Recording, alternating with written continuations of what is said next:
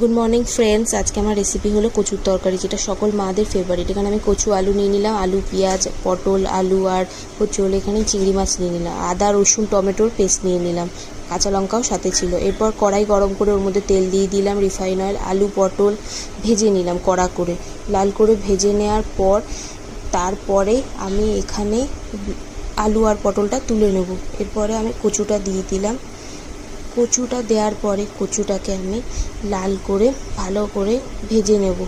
লাল করে ভেজে নেওয়ার পর এরপর আমি কড়াইতে গরম মশলা দিলাম, ফোড়ন দিলাম, এরপর জিরা ফোড়ন দিলাম। জিরা ফোড়নের পর আমি পেঁয়াজটা ঢেলে দিলাম। লাল করে ভাজার পরে পেঁয়াজটার ওপরে যেই পেস্টটা আমি করে রেখেছিলাম পেস্টটা দিয়ে দিলাম। এরপর ভালো করে কষিয়ে ওর ওপর দিয়ে চিংড়ি মাছগুলো দিয়ে দিলাম। আস্ত দেবেন, তাতে টেস্টটা আরও এনহ্যান্স হয়, নাহলে আপনারা ভেজেও দিতে পারেন, যেটা যার যার পছন্দের ব্যাপার। এরপর আমি হলুদ অ্যাড করে দিলাম, হলুদ গুঁড়ো দেওয়ার পরে আমি এখানে জিরে গুঁড়ো দিলাম। জিরে গুঁড়ো দেওয়ার পর অল্প একটু ধনে গুঁড়ো দিলাম। ধনে গুঁড়ো দেওয়ার পর ভালো করে কষিয়ে এরপরে লাল লঙ্কার গুঁড়ো দিলাম।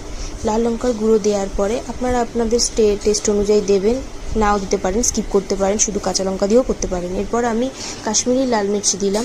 কাশ্মীরি লাল মির্চ দেওয়ার পরে এটা আমি ভালো করে কষালাম। কষানোর পরে যে আমি ভেজে রেখেছিলাম কাটি কচু আলু পটল, ওটাও আমি ঢেলে দিলাম। ঢেলে দেওয়ার পরে ভালো করে জল দিয়ে কষাতে হবে, ফুটতে হবে। এটাকে ফোটাতে মিনিমাম 5 মিনিট সময় দেবেন, যাতে গাঁটি কচু আলু পটলগুলো ভালো করে সেদ্ধ হয়ে যায়। এরপরে ঢাকা চাপা দিয়ে আমি এটা ফুটাতে দিলাম। ফুটানোর পরে আমি এখানে গরম মশলা গুঁড়ো অ্যাড করে দিলাম। এরপরে এটা আমার final result. Thank you guys.